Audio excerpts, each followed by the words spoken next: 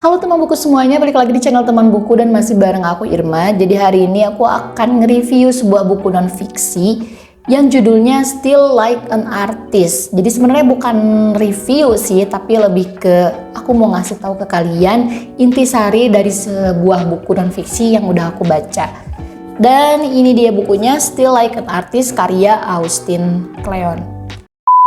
Nah, kalian pernah nggak sih kalau lagi nikmatin sebuah konten, itu konten di YouTube, Instagram, ataupun TikTok, kamu ngerasa kayaknya gue pernah lihat konten kayak gini deh, cuman di mana ya? Nah, itulah yang ditegaskan dari buku ini, karena Om Kleon bilang kalau di balik setiap karya seni hebat, pasti ada karya seni hebat lainnya.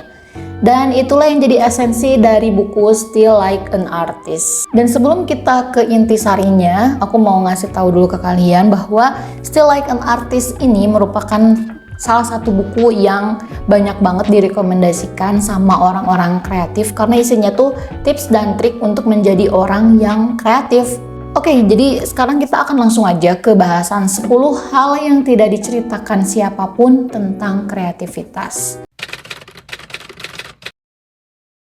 Yang pertama, tidak ada karya seni yang benar-benar original.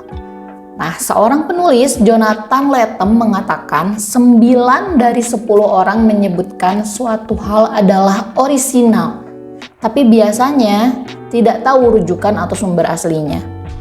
Ya, kalian bisa langsung kebayangkan ya, jadi intinya nggak ada karya yang benar-benar original. Pasti ada sumber inspirasi sebelumnya yang menjadikan karya itu tuh diciptakan.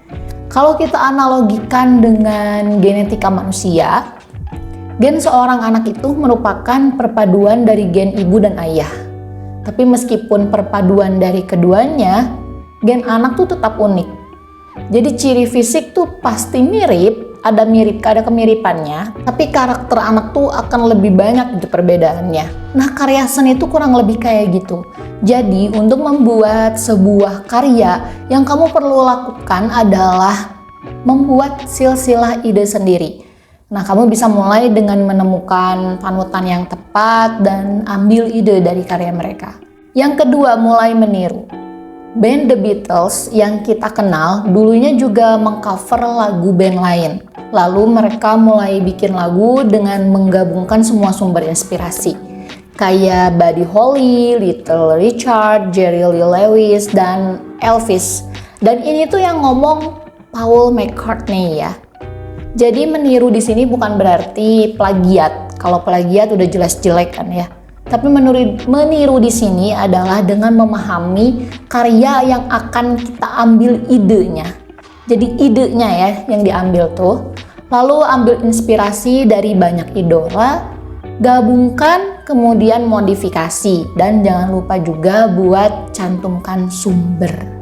Nah, biasanya yang selalu mencantumkan sumber itu sih karya tulis ya. Kalau misalkan kalian lihat di jurnal atau buku, itu pasti di belakangnya tuh sumber tuh ada gitu ya. Kayak daftar sumbernya tuh pasti ada. Daftar pustaka kalau nggak salah namanya tuh ya.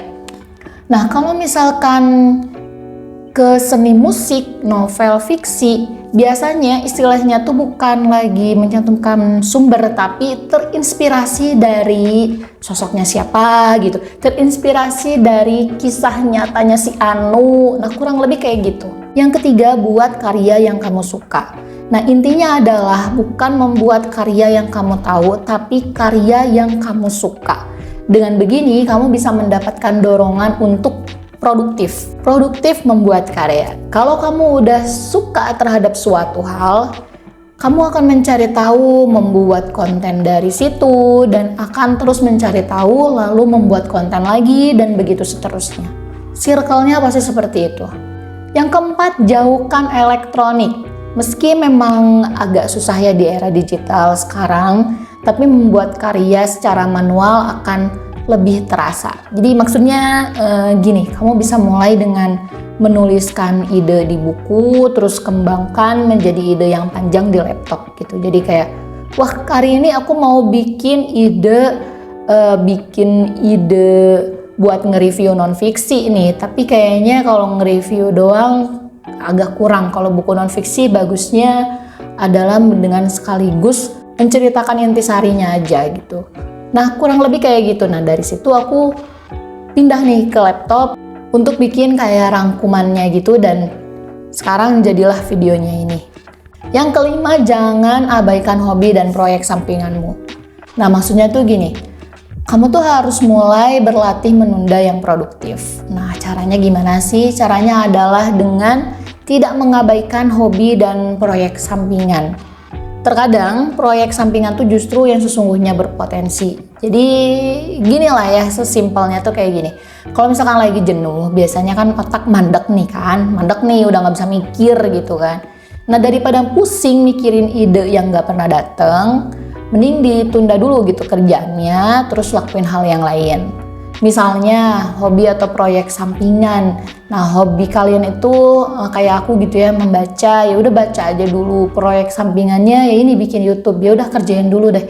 Bikin skrip, terus baca buku, habis baca buku bikin rangkuman, dari rangkuman dijadiin skrip, dari skrip ya udah bikin video kayak gini sekarang. Atau kamu juga bisa ambil waktu buat bersantai kayak jalan-jalan atau beres-beres rumah mungkin, atau beres-beres kamar. Nah, terkadang ide itu bisa tiba-tiba muncul saat kamu lagi jalan-jalan atau bahkan lagi nyetrika gitu. Atau ini emang agak jorok sih. Atau kamu pas lagi ada di toilet gitu ya, kadang suka tiba-tiba aja keluar gitu ide tuh, dan itu tuh harus langsung dicatat gitu, kalau nggak dicatat lupa. Yang keenam, bagikan karyamu untuk dikenal tapi nikmati saat kamu tidak terkenal. Nah, ini nih agak bingung lah ya, ini bagikan karyamu untuk dikenal tapi nikmati saat kamu tidak terkenal tuh maksudnya gimana sih? Jadi ya memang ya banyak yang kepengen merasakan ketenaran dari sebuah karya yang mereka buat. Tapi Om Cleon justru menyarankan agar kita menikmati masa-masa ketika kita tidak terkenal. Karena dengan tidak terkenal artinya kita bebas dari tekanan dan kita juga bisa berkembang tanpa gangguan. Nah, tekanannya itu apa sih? Ya tekanan untuk terus sempurna. Kalau ada celah dikit nanti dihujat netizen, benar gak sih? Nah, itulah kita bisa terus membuat karya yang baik dan berkembang dari kesalahan. Nah, kalau misalnya kita nggak terkenal kan kesalahan ini tuh nggak akan terlalu di blow up gitu, karena kan kita kan nggak terkenal gitu. Siapa yang mau kenal kita kalau ada kesalahan dikit aja gitu ya? Kayak misalkan aku lagi gini, ini ada jerawat dikit, mana ada netizen yang peduli gitu ya kan? Tapi kalau misalkan aku terkenal, tuh pasti itu mukanya ada jerawatnya gitu, kelihatan, kenapa nggak ditaplokin dulu apa gitu kan, kayak gitulah kurang lebih. Nah, lalu ketika kita sudah siap, kita bisa membagikannya di internet, mulai dari membagikan hasil karya yang udah jadi ataupun mungkin proses pembuatannya. Yang ketujuh, ciptakan ruang kerja sendiri tapi jangan lupa untuk keluar. Nah, kamu bisa mulai mendesain ruang kerja yang nyaman dan bisa menginspirasi kamu. Desainnya ya suka-suka lah, mau itu ruang kerja yang apa adanya, kayak gini, ini juga minimalis, agak-agak berantakan. Sebenarnya yang ada di belakang sana tuh berantakan. Tapi kamu bisa gampang nyari apapun yang kamu butuhkan, atau ruang kerja yang desainnya tuh estetik. Nah, ini emang balik lagi ya ke selera. Kalau misalkan aku sih ya udahlah sederhana kayak gini aja udah oke gitu. Tapi kalau misalkan kalian emang sukanya yang estetik, ya tuangkan kreativitas kalian dan ciptakan ruangan yang estetik. Ruang kerja yang nyaman itu bisa memunculkan ide-ide baru, tapi jangan lupa untuk keluar sesekali dan mencari inspirasi di luar ruangan. Ya, kalian bisa misalkan ke taman kota, atau mungkin ya jalan-jalan buat nyapa tetangga juga bisa gitu ya kan. Yang kedelapan, hargai pujian tapi jangan biarkan kritik menghancurkanmu. Dalam ya. Nah, kalau kamu sudah siap membagikan hasil karyamu di internet, artinya kamu udah siap mendapatkan kritikan dari orang-orang. Dan ingat ya, netizen tuh kadang mulutnya pedes-pedes, itu ya wajar. Tapi jangan biarkan kritikan itu malah membuat kamu down. Tapi kamu juga udah harus mulai mengabaikan tanggapan orang terhadap karyamu. Jadi kalau misalkan ada yang omongan netizen yang ih kok ini ngeselin banget, ya udah abaikan. Tapi kalau misalkan memang ada hal positif yang bisa diambil, ya ambil gitu. Itu Om Cleon bilang gitu. Bahkan nih Om Cleon tuh punya kebiasaan unik soal hate comment. Dia akan secara khusus bangun di pagi hari buat baca komentar negatif, terus dapetin ide dan inspirasi buat karya yang lain tuh dari sana. Positif banget ya. 9, jadilah orang yang membosankan. Nah, ini gimana ya? Aku tangkep bagian ini tuh mungkin maksudnya itu gini, jadilah orang yang teratur, kayak bangun kerja pulang gitu, nggak peduli dengan kehidupan sosialita di luaran sana.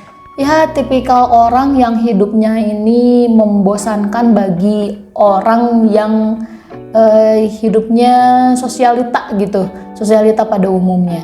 Dengan menjadi orang yang membosankan, katanya kamu bisa hidup lebih teratur dan terhindar dari utang konsumtif. Ini ada benernya nih. Karena ketika kita bergaul dengan kehidupan yang sosialita hingar-bingar gitulah ya, kita tuh akan lebih terbawa ke arah-arah yang hedon gitu, hedonisme.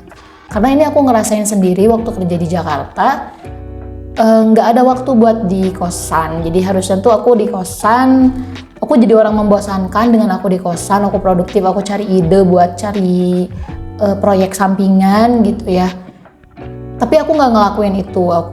Aku jalan-jalan sama teman, aku ngabisin uang, dan jadinya ya nggak punya tabungan gitu. Nah, dengan kamu punya hidup yang teratur, kamu juga jadi punya rutinitas harian dan bisa punya waktu yang banyak buat karya. Banyak untuk membuat karya, waktu banyak untuk membuat karya gitu maksudnya. Yang ke-10, buat batasan dan tentukan mana yang harus dibuang.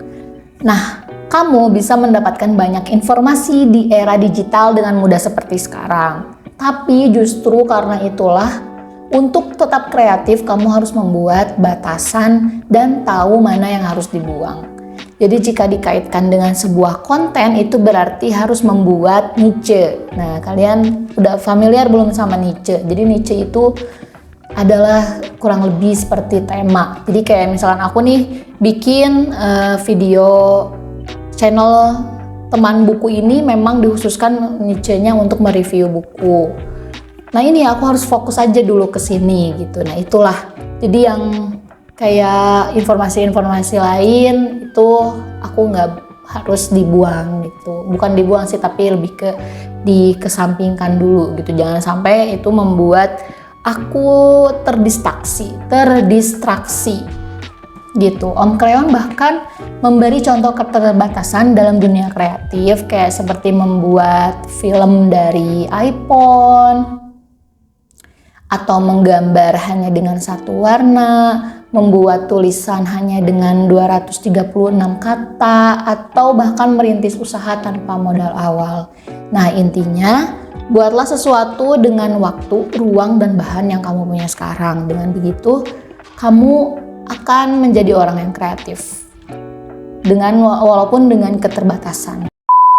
Nah, jadi kesimpulannya, menjadi kreatif itu sebenarnya mudah. Kita nggak perlu punya peralatan bagus dulu untuk mulai membuat vlog atau melukis atau kegiatan kreatif lainnya. Gunakan aja apa yang ada di depan mata. Kayak misalkan buat vlog ini aku cuma pakai handphone dan tripod dan lampu di belakang sedikit dan ruangan yang seadanya. Nah selanjutnya gunakan metode ATM. ATM itu apa sih? Amati, tiru, modifikasi. ATM, A amati, T tiru, M modifikasi. Dan ini metode ini sebenarnya udah banyak kalian temuin kalau misalkan kalian nge-follow orang-orang yang emang kerjanya di industri kreatif. Nah mulai dari situ mulailah membuat karya sendiri, lalu bagikan di internet agar dikenal. Tapi jangan sedih kalau nggak sesegera mungkin dikenal. Nikmati aja dulu, karena dengan tidak terkenal, kamu punya banyak kebebasan buat berkarya. Nah, banyak juga yang bermasalah dengan lokasi, kayak harus punya studio keren. Nah, ini aku juga sempat ngerasain itu. atau ruangan kamar yang estetik. Aku juga sempet ngerasain itu. Padahal sebenarnya kamu tinggal menciptakan ruangan yang nyaman aja udah. Kayak gini. Udah. Yang penting pencahayaan bagus aja udah. Gitu guys. Oke, thank you banget yang udah nontonin. Jadi ini dia bukunya. Aku spill lagi bukunya. Dari tadi aku nggak pegang bukunya karena pegel. Jadi buat kalian yang penasaran, aku tuh nyeritain cuap-cuap tentang buku apa sih ya ini. Still Like an Artist karya Austin Kleon. Next aku bakal review yang satunya lagi. Oke, see you on the next video.